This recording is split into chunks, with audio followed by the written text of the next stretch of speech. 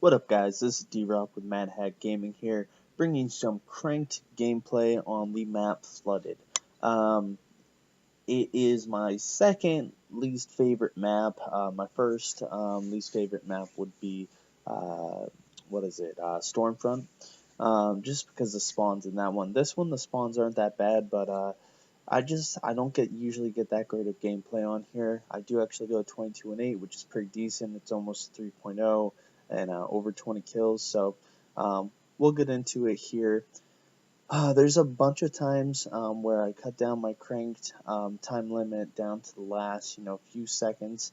And I wanted to touch on that a little bit because I see it a lot. I see people when it gets down below 10 seconds, they start panicking, they run out there and they die.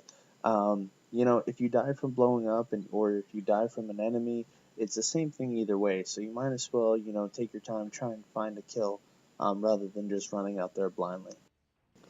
So I'm using the AK-12 with foregrip and muzzle brake, as I am with most of my cranked gameplays.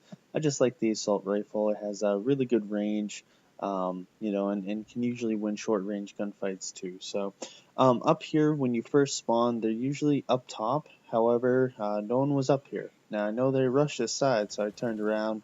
I probably sound hoard them, judging by how I turned around there, but you know they got to be there somewhere if you go up there and there's no one up there. Normally they do go up top, so just keep your aim on there when you're running up. That way you can be prepared to get that kill and you don't get outgunned right there. So here, like I was saying, I'm at 9 seconds. Normally people would just keep running. I'm trying to find that guy, so I pick him off. Plenty of time. 30 seconds is a lot of time, guy. 5 seconds is a lot of time. If you play competitive play, stuff like Black Ops 2, in Hardpoint, 5 seconds is an eternity. So 30 seconds is just, it's a lot of time to do what you need to do.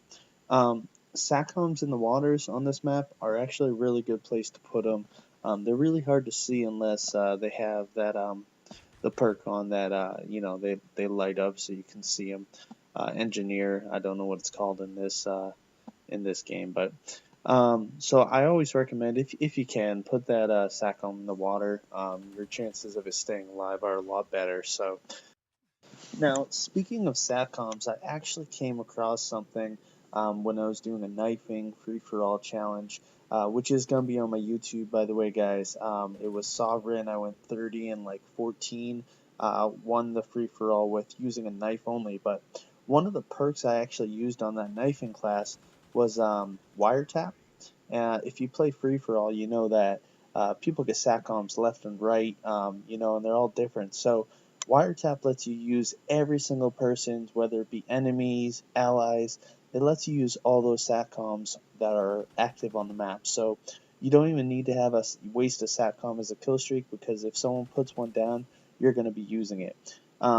It's really, really good. I mean, if you have your team has some SATCOMs, the enemy has some SATCOMs, you're going to have a really good mini map lookout of what's going on. You're going to have that blackbird where you see not only where the enemies are, but you see which way they're facing, which is just really, really good. Now, I use that on the knifing class because I obviously didn't need, perks like Ready Up or anything like that. I'm, kind of weary of replacing some of my perks to get it, but depending on how much it costs, I might actually replace, as you see, I have ping on here, which is when I kill an enemy, it sends out a little radar ping that tells me where the enemies are within the area around me. Well, if I put on wiretap instead, not only am I almost always going to have, radar on, I'll also get that increased radar where, you get the, essentially what the SR, what was it, 71? Basically the Blackbird in the Black Ops games where you just, when you can see exactly where the enemy is and which way they're facing, you can get some good kill streaks going there. So I'll let you guys know if that's worth it or not. I'm pretty sure it's going to be, but I obviously want to try it before I say definitively. So um, right here, get another SATCOM. I got an IMS in this care package. I don't even know what field order I did to get it, but I take it anyway. I can't even remember where I put it down. I think I was just lost on where to put it down this map. I thought I was going to put it in the water here, but I don't know if I actually ever did that. So, as you can see, down to 2 seconds, and I get that kill. You know, you're usually going to find a kill, guys. There are times where you don't, but just don't panic. You know, I've gotten plenty of kills down to the last second, and it always goes better when I'm not just running around with my head cut off trying to find a guy. So just try to stay calm. Now, before I touch on something else, because the last half of the map here, after this funny thing happens, I control an area which I want to kind of talk about. Um, but going down here first, happens around 6 minutes in the gameplay, I think. It just looks kind of funny. It's kind of a Three Stooge moment. These two guys run into each other. They're probably close to blowing up and just, like I said, running around with the hair cut off. If you look, they bump into each other right there, trying to run. I get the two-piece off of them, so that was appreciated on their half. So I'm in the garage right now, though, and you know, a large thing, people think because it's cranked, you have to run across the map. That's not necessarily true, and I'm not saying camp either by any means. Camping is, you know, staying in a corner the whole game. That's what camping is. Controlling an area is totally different. It's actually playing the game smart instead of just running out there and dying every 2 seconds. So I'm in the garage. They're gonna come towards me. You know, a lot of new players, they'll just keep running around. I know that they're gonna just keep running. So, you know, take advantage of that. You know, I'm just gonna hold down this garage for the rest of the game. I think I pick up 4 kills without dying here. You know, just looking at the area, you get familiar with it. You get familiar with the look, so you can see guys better. So it's a good way to just you know, pick off a few guys, put that SATCOM in the water.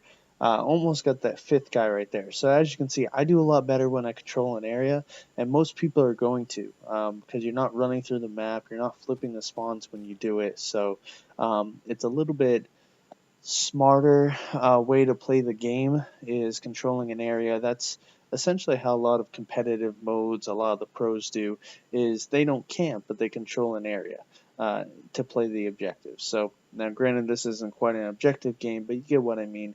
It's just a lot easier to do that. So anyway, guys, I have cranked game mode in on every single map. So if you want to find a map that you're struggling with, look how I move around it. Go ahead, go to my channel, do a search.